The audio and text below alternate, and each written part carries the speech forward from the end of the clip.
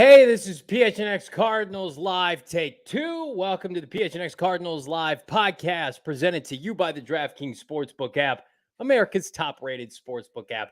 Don't forget to hit that like button, subscribe wherever you get your podcast. Leave us a 5-star review. I'm Johnny Venerable. He's Bo Brock. This is preseason, so we're allowed to do crazy shit like this. We're the first link. Doesn't work, Bo Brock, and we're running it back. But in all seriousness, we're excited. Preseason finale tomorrow. Thank the good Lord above. Cards at Titans cut down to 53. And here we are, myself and my counterpart here, ready to predict the final roster for AZ. Yeah, we were just feeling ourselves. We felt like, hey, we can try to get a good grasp of who the 53 individuals are going to be that are going to move forward with this Arizona Cardinals team. You know, the cut down day, it's going to happen on Tuesday afternoon, I believe 1 o'clock Arizona time. But why not do it the Friday before the preseason finale? Because we feel like we know better than the team. No, I don't think we do, but there's some interesting roster battles going on. Yeah, I mean, there's some position battles that continue. And Saturday, Johnny, it's going to be huge. It's going to be paramount for some of these guys to grab some of those jobs.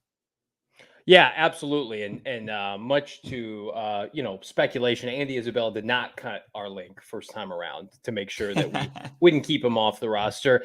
But, I mean, pass rusher is a position to watch for. Of course, wide receiver, maybe some depth on the offensive and defensive line. And, of course, that running back group that has 4 or 5 different backs that could all make the team, or the team could decide keep only 3 backs. The speculation runs rampant.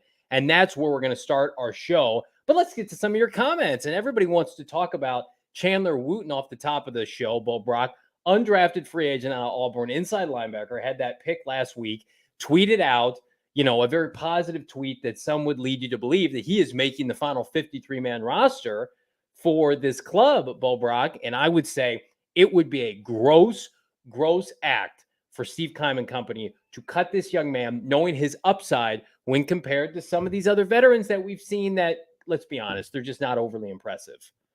Yeah, and Wooten has been a guy that's been kind of handcuffed by lack of playing time, not only in the preseason games, he doesn't get in there until the second half, Johnny. Yeah. Also in training camp. I mean, it's just been a guy that he hasn't seen the field that often, and he became an immediate darling. Of course, Baltimore in that game, preseason week 2, he had 2 TFLs. He had the pick that hit him right between the 5 and the 0. And then after that, he had Brian Baldinger, a very well-respected NFL analyst, break his film down. Somebody that you had the pleasure of talking to at White Scrimmage, who you trust his thoughts on Wooten, and you also have to trust his thoughts on this defensive line, which is an interesting group as well. Wouldn't it be ironic? Cardinals spend all these premium picks on inside linebackers, and then they get an undrafted kid from the SEC, just comes in and makes a name for himself. And I think, looking at Wooten not only this year, but in future years, hopefully we're knocking on wood, Zaven Collins works out. Nick Vigil's on a 1-year deal. Maybe Wooten, like once upon a time, an underserved guy like Gerald Hayes comes in and produces. So we're excited about that. Knock on wood, he makes the team. The question is, Bo Brock, did he make our final 53-man rosters, as we're going to go position group by position group? Please give us your thoughts, comments in the chat. Like this video on YouTube. And we're going to go ahead and get started, Bo Brock, with the quarterback group. And I will let you kick us off. Who makes the team for AZ? I really like what I've seen in practice from this number 1 guy. I think he's pretty good. I think he's one to watch. He's got some upside. It's the biggest layup of this roster projection, the quarterback group. I had mentioned it yesterday. Cliff is pretty much, it's a foregone conclusion at this point. They're going to keep 3 guys because Cliff Kingsbury is an advocate for the quarterback position. Like the quarterback position needed an advocate, but he says, hey, it's because, I played the QB spot. I'm going to carve out what we used to see in the NFL ranks, 3 quarterbacks on every roster. Kyler Murray, Colt McCoy, Trace McSorley. I've seen some kind of an underground groundswell for Jared Garantano, which is strange. No. Look, it's McSorley, it's McCoy, it's Murray. That's the easiest roster position projection we're going to have. Yeah, well, we were just talking about it 2 weeks ago. Like I was banging the drum. Probably should keep Trace McSorley after the Bengals game, and then he laid a stinker at home last week against the Ravens. And you're like, okay, maybe not. Don't keep him around. But it's kind of been led to believe by Cliff Kingsbury and company, like they're going to keep him on the active roster.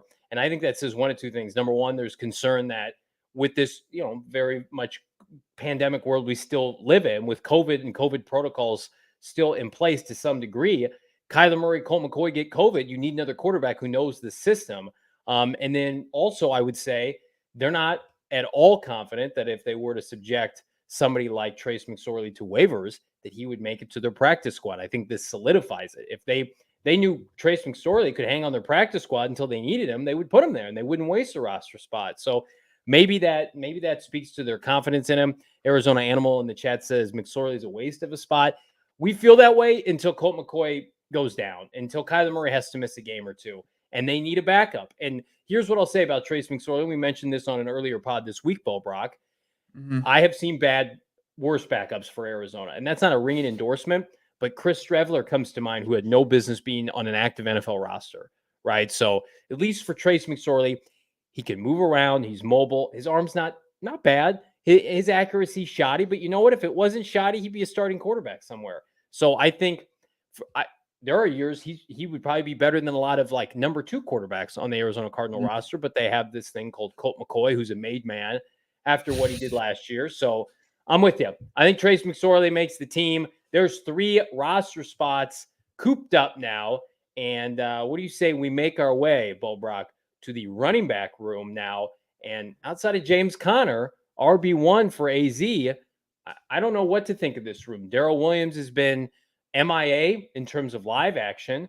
Benjamin could be an RB1 according to Cliff Kingsbury in the preseason and training camp. I don't know if we want to believe anything he says. And then Jonathan Ward had a nice game. He's banged up. We're high on Keontae Ingram. How do you see this room shaking out? Yeah, this is a tough one. I'm going to keep it at 4 for right now, and that's where things get dicey. You're trying to pick your best 4. I'm pretty much going to go with what we've been saying all preseason long. James Conner, obviously RB1. You go with the vet RB2, third down guy for the most part, Darrell Williams. I know he's had a quiet camp, but you know what he's going to look like once the lights get brighter in the regular season. Eno Benjamin, also a quiet preseason for him, but after a pretty loud, just off-season OTAs and camp, Eno makes this team. And then I think you go with Keontae Ingram over Jonathan Ward. And I know Ward brings a lot of special teams, and I know Ward's been ahead of Keontae on the depth chart as far as preseason playing. But when it comes down to it, if you get banged up, if Jay Conner misses time, if Darrell Williams or Eno Benjamin misses time, I think you would much rather see Keontae step in there. There's going to be a bunch of guys on this team that are on it because of their ability to play teams. You don't have to rely too much on Jonathan Ward. I think as far as the kick return game, the punt return game, like you're going to have guys that can do that. I think Jonathan Ward is the odd man out here. What are your thoughts?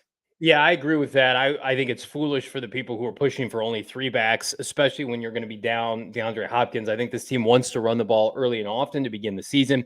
They've got 2 road graders now at guard. And this is not a knock on Justin Pugh, but Cody Ford and Will Hernandez's strengths are running the football, and you want to play to that. You do not want to let these guys sit back and pass pro, every other snap. And so I think the best version of Cliff Kingsbury is when he has a clear mindset that running the ball sets up the pass for Kyler Murray and company and allows Kyler Murray to be even more dangerous with his legs. And I've seen this team be down 2 or 3 backs midseason. I think it would be absolutely foolish, number 1, to go without 4 backs, and number 2, to get rid of Keontae Ingram. Keontae Ingram, I think, has the most upside to be a poor man's James Conner than anybody else in this backfield. And Darrell Williams, right now, Kansas City, word on the street is they're cutting Ronald Jones. So they're in the market for somebody like Darrell Williams, and I would not be surprised if the Cardinals were keen to that and they could see Darrell Williams back week 1. So I think based on that, Bo Brock, and that news, I don't think Darrell Williams is going anywhere because I think he'd end up right back in Kansas City. So I'm going to go with the consensus with you in the chat. I don't care who's behind James Conner. I just want these 4 on the roster: Conner, Williams, Eno, and Keontae Ingram, who I think has a chance to get real good, real fast, especially like in the next year, let him grow into a role as RB2, etc. So we're going to skip over receivers for now. It's the ultimate. I will, let me say this. I mean, our guy Ingram, he admitted he never played special teams. This is a guy who's been RB1 everywhere he goes. But like I said, to my point, it's like they're not going to rely on him to play special teams. You know, he's going to be a guy that's going to be on the roster. He's going to get a lot of reps in practice. Is probably with the scout team. Same thing with McSorley. And it's like it's gonna sharpen this defense up a little bit, and then have also some guys you can fall back on when your top tier talent inevitably get injured. All right, let's get to. Are we getting to the tight ends? Is that what you said? Jeff Rogers is very good at his job. I love Jeff Rogers. It's like the lone holdover from 2018, like the only good thing that came out of that. Tight end it is. Okay. Pretty easy. I think you keep 3 of them. I like what I've seen from Steven Anderson, but it's tough to crack this rotation. It's the deepest, it's ever been. Zach Ertz. Hopefully Cliff Kingsbury didn't think it was going to be a long-term issue with the calf. We see him in Nashville buddying up with Trey McBride. That's your other tight end. And then Max Williams is back. The best blocking tight end that they've had in a long time. So love it. There you go. Ertz, Williams, McBride. A pretty solid tight end trio. Could you imagine if you were to go back in time and talk to you and I this time last year, and you would have said the Cardinals, Max Williams is going to be on the team next year, but he's going to be 3rd string, and you'd be like, holy shit, who did they get at tight end to push Max Williams down to 3rd string? And Max Williams had a phenomenal start to the season last year. Well, they got one of the best tight ends in recent memory in Zach Ertz, who was the #1 targeted tight end in the NFL when the Cardinals made the move for him last year. And they have the best tight end in the draft. I don't care what Mr. Likely did on Saturday night last week. Still give me Trey McBride, who is going to ball out this season. It is the deepest position group on the team. Good hell, when we ever thought we would say that? I have confidence in all 3 of these guys for very different reasons. I think they complement each other's skill set exceptionally well. And I think Max Williams is going to be put in a position where he can just get in people's faces and get back to doing what he does best, and that's blocking. So God love it. God love to see it, I should say. And we're moving right now to another position group that's got some quality depth, the offensive line. And Bo, Cardinals made a move last week, of course, with the acquisition of Cody Ford, I should say this week. What does it mean for Justin Pugh? We know he's got a stinger. Hopefully he's still planning on being on this team, on this roster. There's rumblings, I think right now, that Cody Ford's going to start week 1, that Pugh could be out for a couple of different weeks. That's not good. But yeah. I'm going to see this team probably carry 9 guys, no surprises. Humphreys, when the offensive line is healthy, it's Humphreys, Pugh, Hudson, Will Hernandez, and Kelvin Beachum. And then there's a second unit that consists of Sean Harlow, who I think they'd be confident in him starting a game or 2. Josh Jones, who's ready to start now at either left or right tackle. Cody Ford, the aforementioned guard. And then Josh Miles has, I think, eclipsed Justin Murray, who is the odd man out. They're not going to carry 10 linemen. Murray hasn't even been out there. I think, coming off that injury, just never was the same. Had a really nice second year for Cliff Kingsbury. They signed him to the extension. It never worked out. So save a little bit of coin, about $2.3 million. You cut Justin Murray. I think he carried 9 offensive linemen. What do you think? Yeah, I think 9, but I've got 9 different names. I mean, for the most part, like the starting unit, you've got, as you mentioned, Humphreys and Beachum as your bookends, and then you've got your guys in the middle and Will Hernandez and Pugh, and then you add Cody Ford to that mix. Of course, you've got Rodney Hudson, you've got Sean Harlow, who's carved out a spot for himself, Josh Jones, and then you look at 2 guys. I mean, I don't know what the Arizona Cardinals are going to do as far as I forgot about Marquise Hayes. I forgot Marquise Hayes, yeah. Exactly, Marquise Hayes, and we'll see what they do with Lecidius Smith. I don't think he was a draft pick. I don't know if he makes the roster. He's got some position versatility. He's kind of been just a preseason lineman. I just think Miles and Murray are 2 odd men out there because 10 is a bunch of guys to keep, and you just got to figure out how you're going to work these guys. Do they find their way? Does Pugh or Hayes find their way on the IR? With the chance to return, with a designation to return. But as of right now, for our exercise, we're going with those guys that are on the active roster just out of the gates, just because we don't know the severity. I'm going to have to make a change because there's no way I'm leaving Marquise Hayes off this roster. No flipping chance. So I'm going to have to roll with 10 linemen or maybe 9 and cheat and say Pugh's going on IR. Because I feel like you have to have 4 tackles, don't you? Because who else can play tackle outside of Josh Jones as a backup? Well, Cody Ford. Yeah, I don't think you want to do that though. Okay, well here I'm gonna. I mean, that's exactly what Cliff Kingsbury said he was. He's the guy. He's going to play guard. He's going to primarily play guard with the option, in a pinch, he can play some tackle. I mean, and I think that's what All you right. want. I'm gonna cheat. I'm so sorry, Marquise Hayes. You're back on. You've remade the team. Josh Miles, you're off the team, and we're gonna continue on to this defense. Egon to defensive line, and man, I was putting my list together, Bo, and we'll start with you.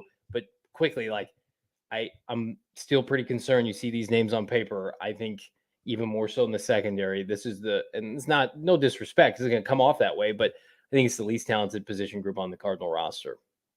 As far as the defensive secondary, is that what you're talking about? Defensive line. Defense. Well, I mean, Brian Baldinger said he was encouraged with it. I think he's liked the progression, the development of guys like Rashard Lawrence, who continues to start. It looks like he'll probably get some snaps tomorrow. Let's start with the interior of that defensive line. I mean, Lawrence, Lecky Fotu, and then you've got kind of your ends in J.J. Watt, Zach Allen, Michael Dogby. I mean, those are my 5 kind of interior guys with, you're trying to figure out, are they, fringe roster type, and maybe we'll get to this at the end if we want to add like a Ringo or a Ledbetter, guys who've played well in the preseason. But right now I'm looking at Lawrence, Fotu, Watt, Allen, Dogby as your 5 guys for sure that are going to be playing in the teeth of that defensive line. Yeah, I feel like with the lack of I think solidified, proven talent in this group, I am tempted to add another body just in case. And I think this is going to be the position group that's most fluid throughout the season. They could claim people, right? They could trade for somebody, interchangeable guys like it always is. This is one of the most interchangeable position groups on the team. I'm going to keep 6, and I'm going to add to your group. Same 5 you've got: Dogby, Fotu, Lawrence, Allen, Watt. I'm going to add a Ledbetter because he's played well in the preseason. I just feel like this group needs to be fresh, and Watt's going to be on a pitch count. There's no reason to believe he's going to play 90+% of the snaps unless they're outside of their mind. I want to see Zach Allen break out. Just hasn't happened yet. He's unblockable in practice. Great. Go play 17 games and kick ass. Make a Pro Bowl, and then we can talk about me feeling better about this group. So I'm carrying 6 there, which means I got to trim a player as we continue on. We're going to hold off on outside linebacker, talk about that in a little bit. But another interesting position group, Bo Brock, inside linebacker, led by 16th overall pick last year, Zaven Collins. That's right. Zaven Collins is really the guy that they're going to rely upon to take a big step forward, because outside of it, it's just couple ham sandwiches, right? I mean, we can wax poetic about Chandler Wooten and does he make my group? We'll find out right now. Nick Vigil makes that group as well as Tanner Vallejo. They clearly like Vallejo and what he brings to teams. And Zeke Turner is going to make this group, and I do have Wooten making the crew.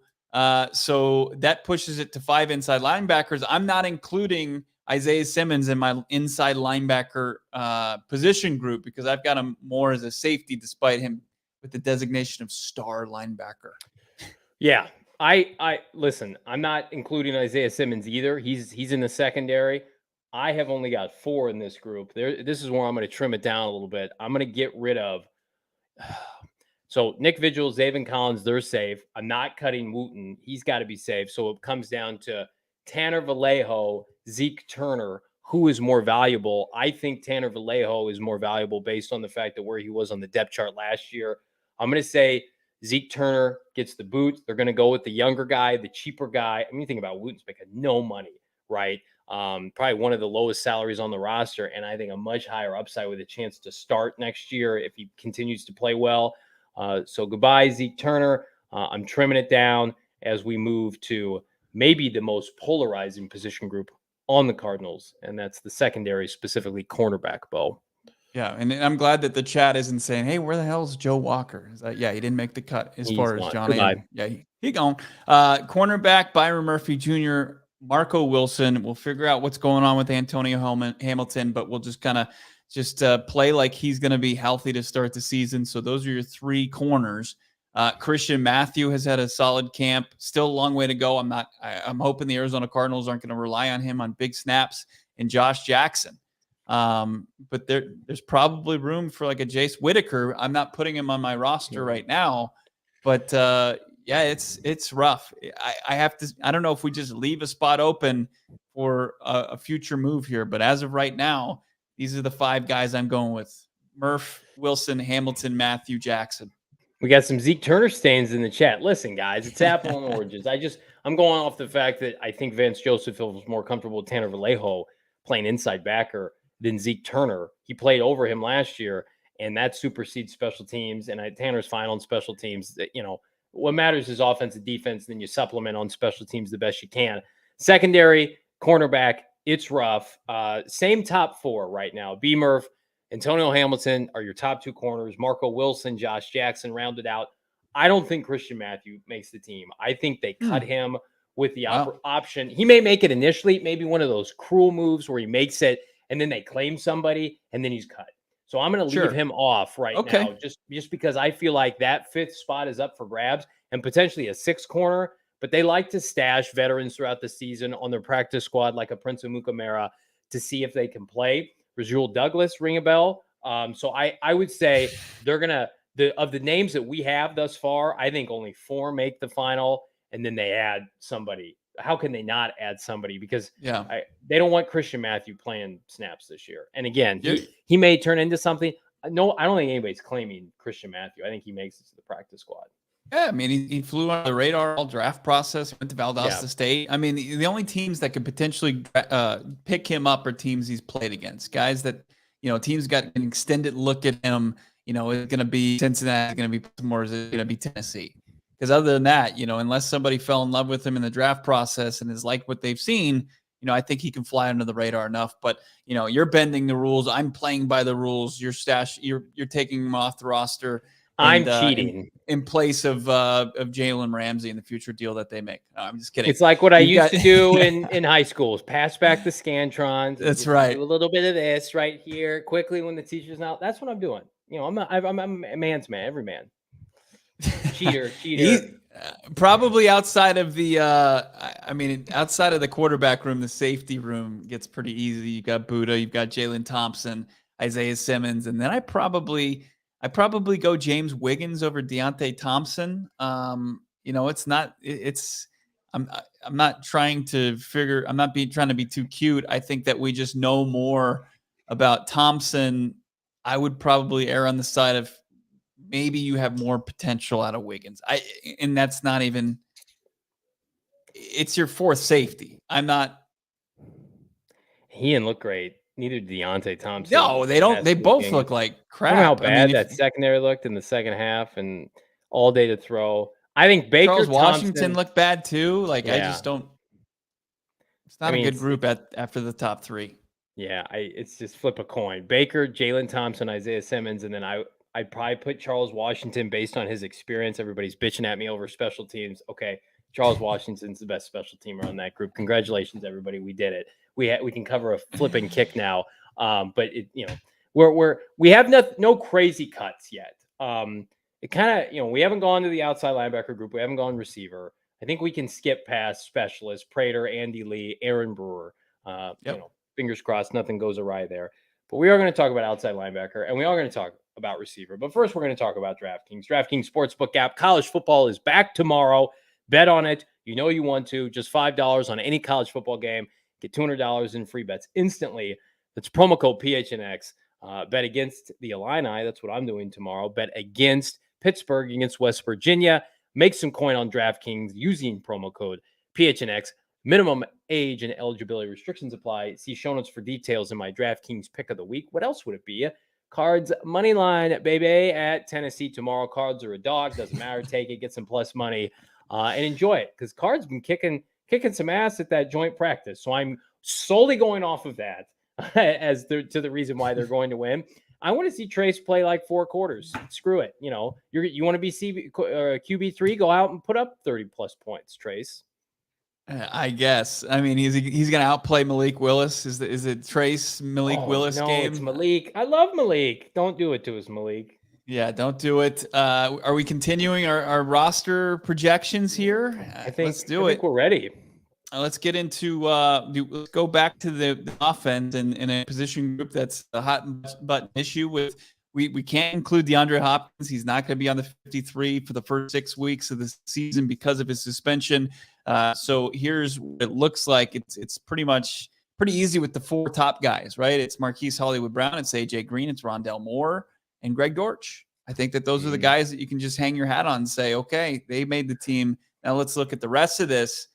I think Andy Isabella makes this team, and so does Victor Bolden Jr. as your top 6 guys. I don't think they carry 6 wideouts to begin the season. I think they carry 5. I don't think Bolden makes the team. And then I think you got a really hard decision to make with Andy when Hopkins comes back. But I think lean on running back, lean on offensive line depth, run the football. 5 wideouts is too many. I don't know how beneficial Victor Bolden Jr. is going to be on special teams either. For all the people banging on me for special teams, I'm looking out for you here because I'm going one less wide receiver because in my next position group, I'm keeping 6 outside linebackers because I don't know what to do with myself, Bo Brock. I am keeping all of the rotational linebackers, the 2 rookies, that being Cameron Thomas, Myzay Sanders. I'm keeping the starters and Marcus Golden, Devon Kennard, and I'm keeping the backups Dennis Gardeck and Victor Dumakaji because I am going with depth on defense, defensive line, pass rushers, because I am scared this group is going to fall apart. And so you might as well go ahead. I think you're keeping with the ability of Zaven and Isaiah Simmons and the expectation that they're going to get some reps off the edge. Why would you keep so many outside linebackers? I get it. Golden, right? I get Gardeck. You just gave him a 3-year, $12 million deal. Myzay Sanders and Cameron Thomas, you've invested draft picks into, and Dumakaji, you love what you've seen. He's forced the issue. Devon Kennard is out in my roster projection. I've got 5 outside linebackers, and then you've got those 2 guys in Zaven and Isaiah that you're going to see in special packages get after the quarterback. When you have this much uncertainty on a defense and all the departures that they've had, like Cliff, say what you want about Cliff, he's a made man. You want to see Devon Kennard get after the quarterback instead of Isaiah Simmons or Zaven Collins?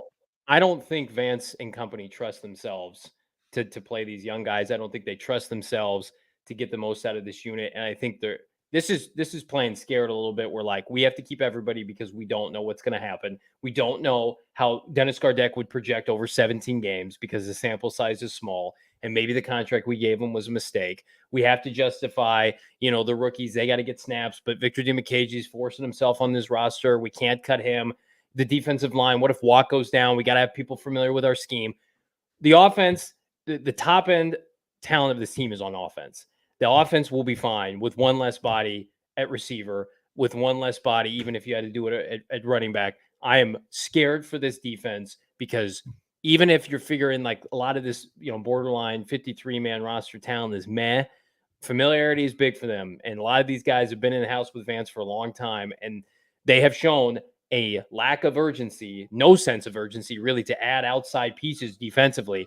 I think that's because Vance's defense is hard to pick up and they don't trust anybody else. So keep with what you know. Whereas the offense can do more with less. The defense needs all the help it can get. And I think Devon Kennard would be picked up by somebody. Fine. And they can find out that he's useless as far as, actual regular season games. I mean, he's had his opportunity. Wow. I mean, come on. You've got some hungry young guys in there. You've got a good mix. Like, are you really going to give away snaps in a regular season game to Devon Kennard where you kind of, what you're going to get? I have seen Vance Joseph do that for 3 years. Why didn't he play Isaiah Simmons or Zaven Collins? That's who he is. Let me play. How deep is this rotation? Who's going to get into a rhythm with that many guys on your pass rushers? I don't think Cam Thomas is playing much at all this year defensively. Well, I think Cam Thomas also can slip inside too, just because he's got a little bit more beef on him than the other guys. But I don't think he plays at all.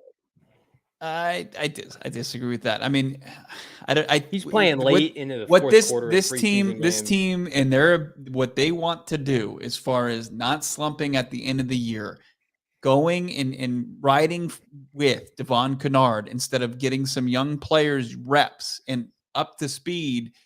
By the end of the season, by the time it's actually clutch time, they're going to just suffer the same fate as they have the last 2 seasons. They need to get those guys up to speed.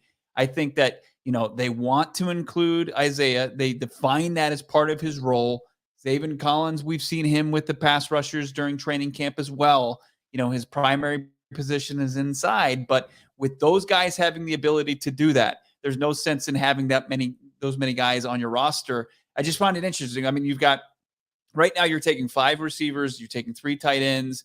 You've got the 4 running backs, and you're putting most of you're not carrying that. I think how many 4 corners. So you're putting a lot on the offensive line and just guys to have on the sidelines, like where you should have to, if you're a coach, you should be able to identify who's going to be making plays for you and who's not. You shouldn't have to do that by the time of the regular season. Like, oh, we'll see if Devon's the hot hand or if Majay Sanders is the That's hot exactly hand. what he's going to do. I've watched Vance Joseph do that for the better part of 3.5 or for 3 years in Arizona. They are going to, let me give you an analogy. It's like when you get broken up with your girl, right? And you have to overcompensate. So you go to the gym and you're wearing tight clothes out, right? They're overcompensating a pass rusher. Well, we're just going to keep 6 guys because we didn't pick one singular guy to replace Chandler Jones. It's going to be a group effort, a team effort, because they don't have that one guy. And by the way, Marcus Golden's not practicing right now. We assume that's a hold-in, but that could be an injury that carries into the season. We don't there's a small percentage, but this percentage nonetheless. What if that's the case? You're definitely keeping everybody then. So I think they're overcompensating it at outside pass rusher. I don't like how he handles rookies and young players. I've been on the record. This is not what I would do, but I'm trying to do my best. Fast forward, 5 days from now to project what Mr. Vance Joseph would do. Be careful. Don't try to get too much into his mindset, because I want my old pal Johnny and his forward thinking as far as this roster goes. Oh, look, if you I would have already traded for Robert Quinn by now. If you invest 2 third-round picks into the pass rush position, and you're going to give taken snaps, 2 inside backers in the top 20, and I know paid 25% of the snaps their first year. And these guys were at the back end of the 3rd round. There's no chance that he favors them over the veterans. 0. I hope you're wrong. I hope you're wrong. Cliff's a dirty dog. Mance is I call Shane Diefenbach a rat bastard on PHNX bets. That could be Vance Joseph. It's like, Vance, play the kids, man. If it's going to drive you drinking, let me suggest check out Four Peaks. Four Peaks, of course, one of our partners. We're doing our last Wednesday over at Four Peaks next week. Come hang with us. The entire PHNX crew is going to be hanging out there. Yeah, look at this. Live from Four Peaks Brewing Company all day, August 31st. It's going to be PHNX Coyotes, PHNX Bets with Shane and Johnny, PHNX Suns, Sun Devils, Cardinals, and D-backs hanging out, drinking beers, and just talking Valley sports all day long. Might as well win some free stuff as well. Enter to win the toast of the month sweepstakes. You can win that $50 Four Peaks gift card, a PHNX shirt of your choice. Also, you get a PHNX annual membership. Just go to gophnx.com. Click the link in the show notes. Got to be 21 years or older if you're drinking your sorrows away, because Vance Joseph can't decide which pass rusher he wants to play, and it's going to probably be the veteran over the young guy. So enjoy responsibly. All right, let's get into this. The Arizona Cardinals, Johnny, their preseason finale is tomorrow. It's Saturday evening against the Tennessee Titans. Here are the top 3 things we're looking for in Nashville. All right, number 3 for the Arizona Cardinals, the running back battle. Who's it going to be behind James Conner? The Valley native, Benjamin? Jonathan Ward coming off injury?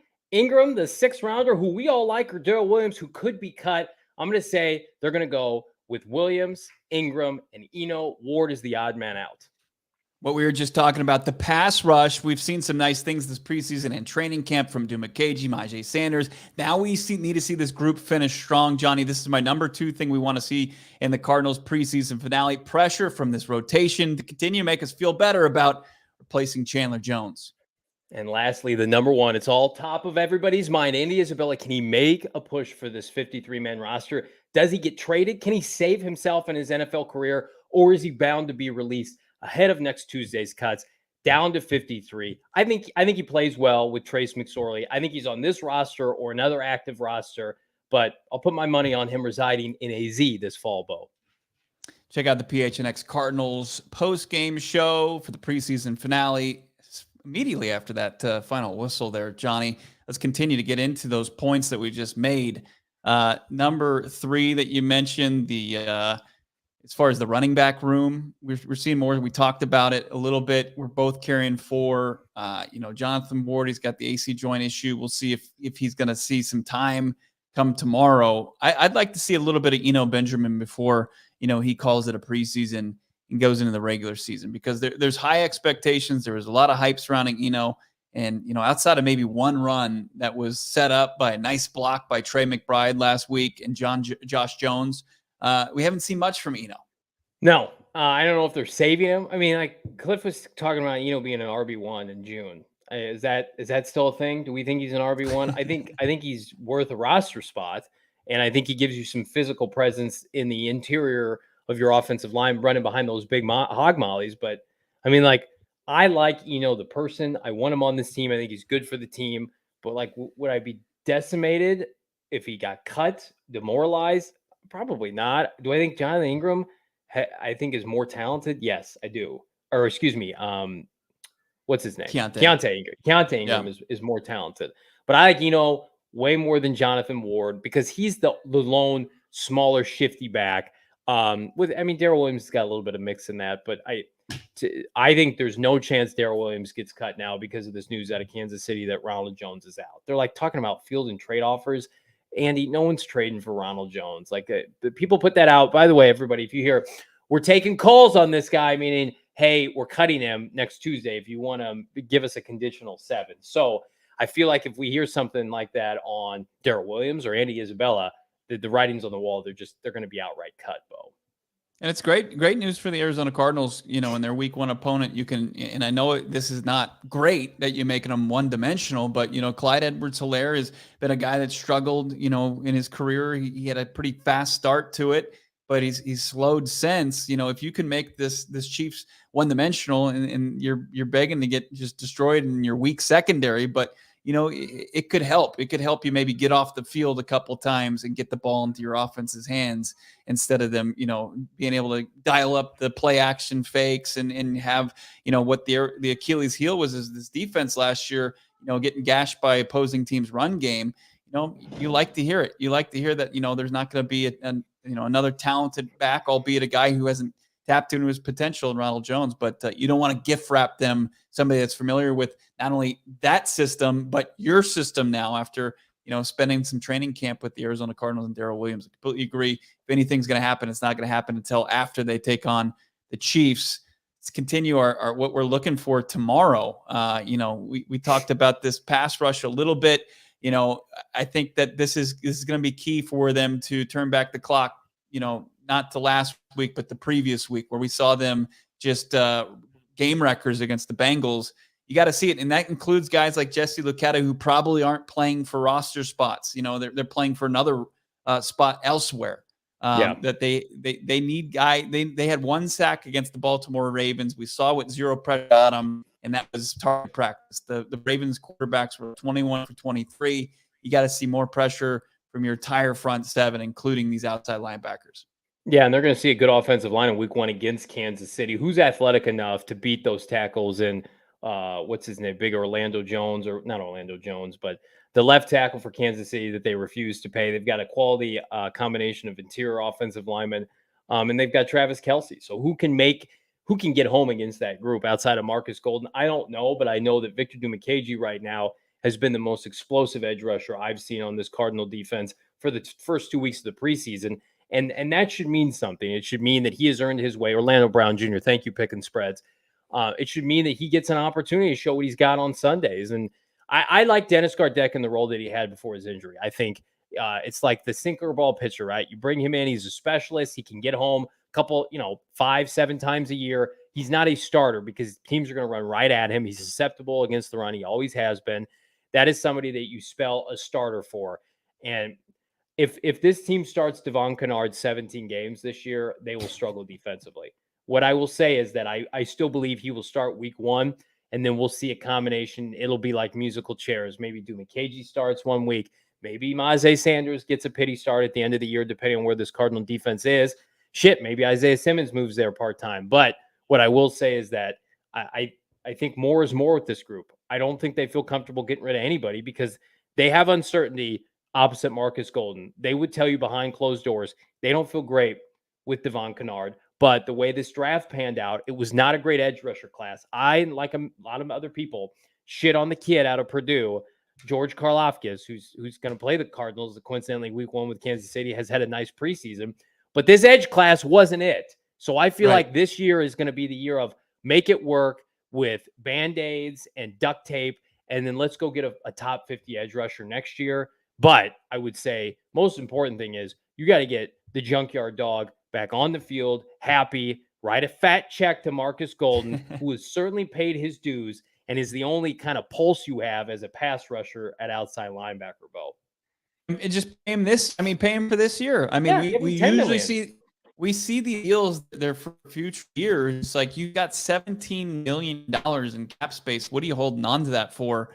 I mean, it doesn't roll over. It's not rollover minutes like we're used to from our college days, Johnny. I mean, that's you don't get to use it in the future. So why not, show some respect to your guy, get him in there. You're only proven commodity as far as the pass rush goes. I selfishly want to see some sacks from the 3rd round guys. I want to see Myjai Sanders finally get home. Of course you do, because then you feel good about next year.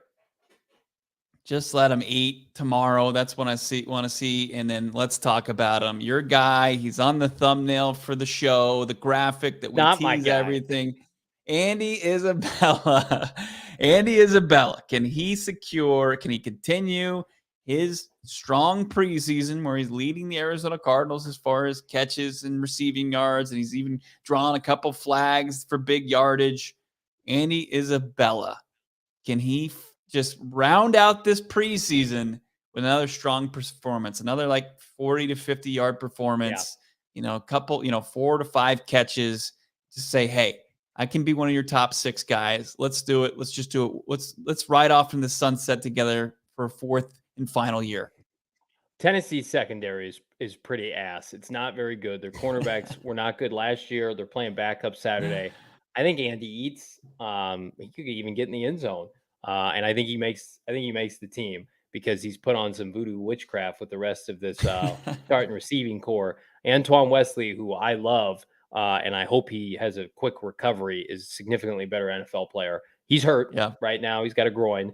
If anybody's had a groin, they're not fun and they take forever to heal. And then Hopkins is out for 6 games. So he's on the team. I've come to grips with that. I'd be stupid and foolish to put a projection together for 53-man and not have him on the team. But I don't ever think he's going to see live bullets for this team offensively. I think they would rather split out one of the tight ends, rightfully so. Shit, man, you split out Darrell Williams at receiver if they end up keeping him. I don't think they want to throw him regular season balls because they've been burned so many times. If he plays special teams, awesome. I could see a scenario, Bo, where they put together the game plan, they carry 6 receivers and they make 5 active, and he's inactive again. And Greg Dortch, rightfully so, is your 5th receiver and returns kicks for you. I can't believe that we still see the Andy Isabella truthers out there that think, hey, given the he's a different guy. He's the same guy that we've seen the last 3 years. Like there's just not. I mean, it's just a definition of insanity if you think that you're gonna get a different Andy Isabella and more production from him. Finally, it's not Hassan Reddick. It's not like he's been misutilized and had 3 different position coaches in 4 years. I mean, it's Kyler Murray as his quarterback. If he could play, we would know it. He was inactive at the end of his 2nd year. He had 1 catch in his 3rd year. It's like I know he's making plays in the preseason, and that's great, and it's probably going to get him a roster spot. But I'm still not going to sit here and rely on Andy Isabella to boost a wide receiver core when they're down their top guy for the first 6 games. But that doesn't mean he hasn't had a nice preseason. He hasn't had a nice camp. He has. He's going to probably break camp preseason with this roster. Can we be honest with ourselves? If he was not a 2nd-round pick, he would not still be on the team. I mean, there's a stigma in the NFL based on where you're drafted. It buys you more time. It absolutely does. Keyshawn Johnson outperformed Andy his first year. Keyshawn Johnson has long not been with the Arizona Cardinals. Like, it is what it is. If Andy had not been selected in the 2nd round, and Keim has to look himself in the mirror and say, I got to eat a 2nd-round pick. This is a shitty pick, and I got to move on. Like, if he was a 5th or 6th, he'd be gone. He wouldn't be on the team, right? They would have done something else. Hakeem Butler's gone. Remember Yeah. that draft class. I mean, God. you've got Andy Isabella, Hakeem Butler, and Keyshawn Johnson. 2 of those 3 are gone, and I think it's inevitable It's one that of the the biggest 3rd. whiffs in a historically Yeah, great wide receiver class for you to be that bad. yeah, it's tough. Hooray! That's why Tough they look. traded for 2 receivers that are in the receiving core right now and signed AJ Green, who's a million years old. But whatever. It's not a big deal. But what is a big deal, Bo Brock, is getting your COVID-19 shot, because I want everybody to be happy and healthy this fall when we're kicking it at PHNX tailgates for every home game. So don't come up to me coughing in my face, right? COVID-19 vaccines are free for everybody 5 and up. Get your vaccine. Come party with us at our new studio. Those 12 and older are also eligible for a booster. Visit azhealth.gov/find vaccine for a location nearest you. And speaking of our studio, Bo, have you seen some of the chairs and the recliners and the couches from More Furniture? Just completely unbelievable. Producer Emma throwing it in my face. I'm over here in my Costco chair, breaking my back. I need a backiotomy. Everybody at PHNX hanging with More Furniture. If you want to check out their Labor Day sale, it's fantastic. Visit More Furniture, morfurniture.com. He slept with my mama. No, it's it's nicer than my damn living room. Our studio is Yeah, it's way nicer. 10 times nicer, but also what's nicer than most of the stuff I have in my house. OG's, Arizona's Cannabis Kitchen. They've got some great things. They always do. And they want to give you some free stuff with their Flavoring Life sweepstakes. You can win 3 bags of their gummies, including orange creamsicle and any of their tropical flavors. OG's hat, a PHNX shirt of your choice, and the PHNX annual membership. Sign up at gophnx.com. Click the link in our show notes. Check out OG's online at ogsbrands.com and on Instagram at ogsbrands. Products, you can find them at your local dispensary. Got to be 21 years or older to purchase. Arizona Cardinals at the Tennessee Titans. Bo Brock, as we round out the program today. Final thoughts on this preseason? Anything stand out to you? We got a post-game show tomorrow, but just kind of putting a bow on the preseason for the Arizona Cardinals.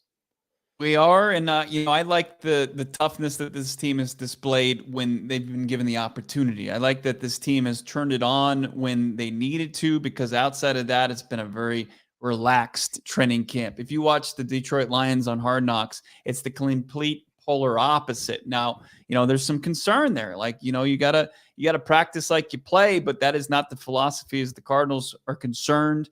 So if they want to ride this out and they want to, train like this and do preseason like this, they got to prove that it was worth it just to get guys healthy to the start line. And, it's been interesting, but I think that this team, once they get their stars back in the lineup outside of DeAndre Hopkins, they should be good enough to compete with anybody in 2022.